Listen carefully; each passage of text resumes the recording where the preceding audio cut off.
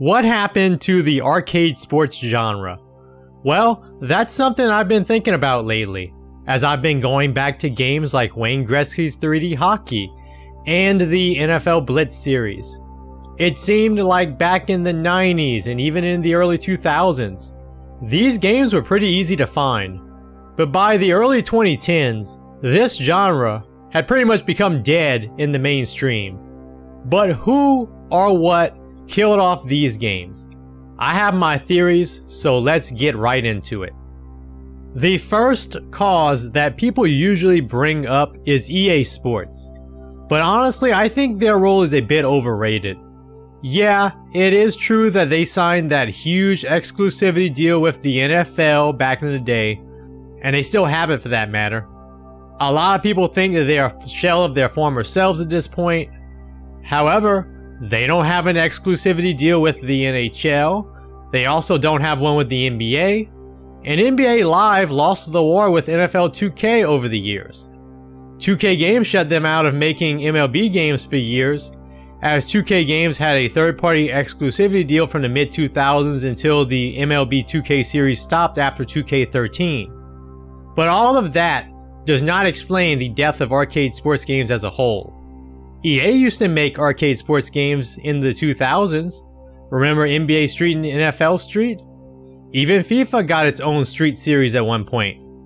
Even with exclusivity, they still could have made these games, but something else stopped them from doing so. So what are some of the causes that I think had a bigger impact than just EA Sports? Well, one of the biggest things had to be the professional sports leagues wanting exclusivity contracts in the first place.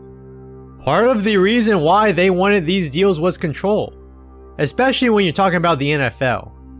Did you know that the NFL almost got the original NFL Blitz canceled in arcades back in the mid-90s? Apparently, the NFL was so appalled by the test version's violence that they were about to stop the game from getting released, until Midway toned down the late hits and tackles just enough to please NFL executives. Even today, they have a draconian policy on the field against taunting that's almost laughable, except that it messes with the outcome of games in some cases. Truly the no fun league.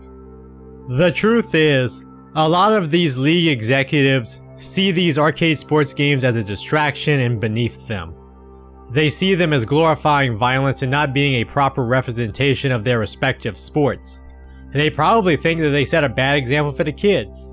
It's probably not even just the NFL at this point that's worried about violence as well as concussions. The NHL has cleaned up their league over the years, and you don't see as many fights as you used to see back in, let's say, the 90s. Anybody remember the infamous brawl in Hockeytown back in 1997? Also, do you think the NBA wants another Malice in the Palace incident? Of course not. Now, I don't think these arcade sports games cause kids to be violent, but I don't think the leagues agree with me even to this day. And without the name recognition of these leagues being attached to sports games in general, it's harder to sell a sports game to the masses.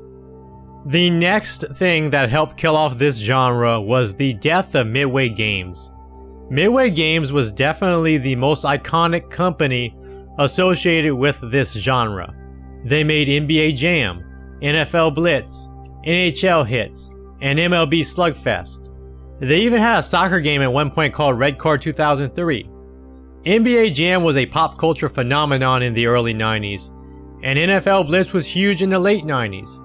In fact, Midway Games was able to get away with Mortal Kombat not having a new mainline game for years between MK4 and the release of Deadly Alliance, in large part because of the success of NFL Blitz.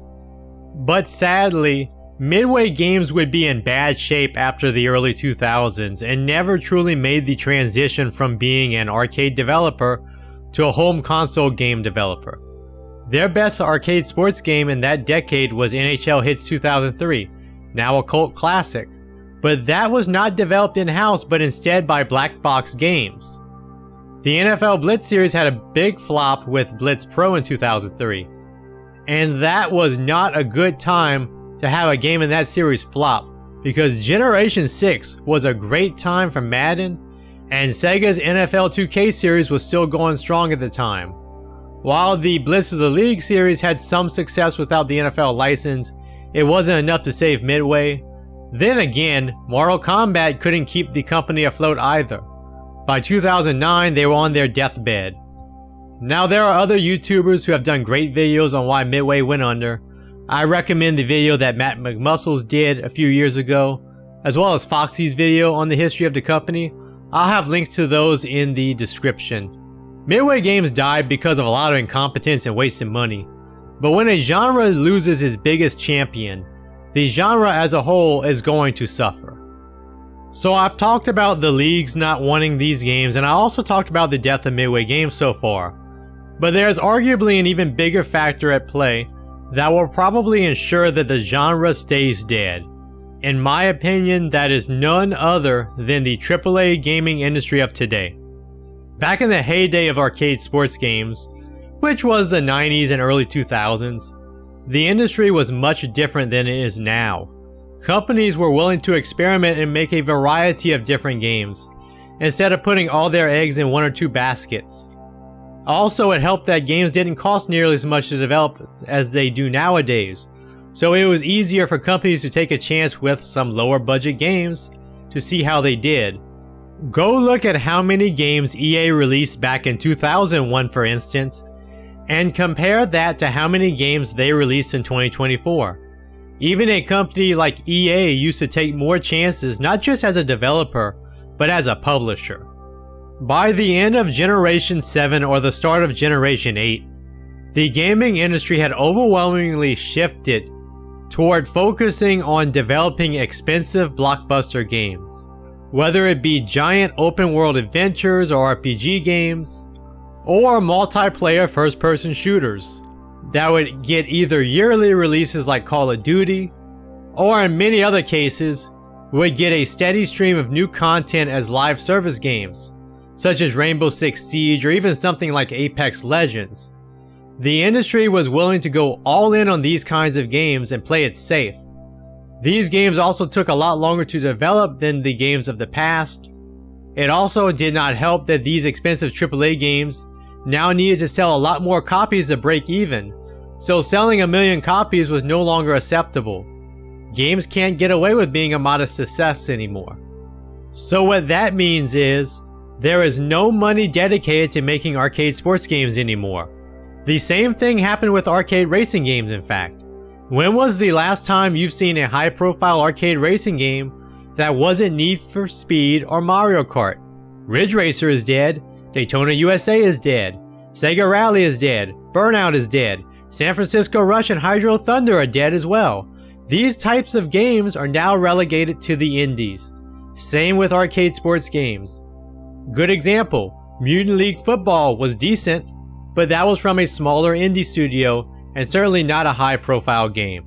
I just don't expect this genre to make a comeback to the mainstream anytime soon, not in this current environment. Unfortunately, the game industry has changed in my opinion for the worse, but I still have my classics that I can go back to, like the NFL Blitz games, NHL Hitz 2003, and NBA Hangtime.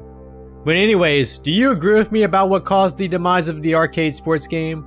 Or do you think it's something else that I didn't touch upon? Let me know in the comments. Like and subscribe if you enjoyed this video. Thank you for watching and I'll see you again soon.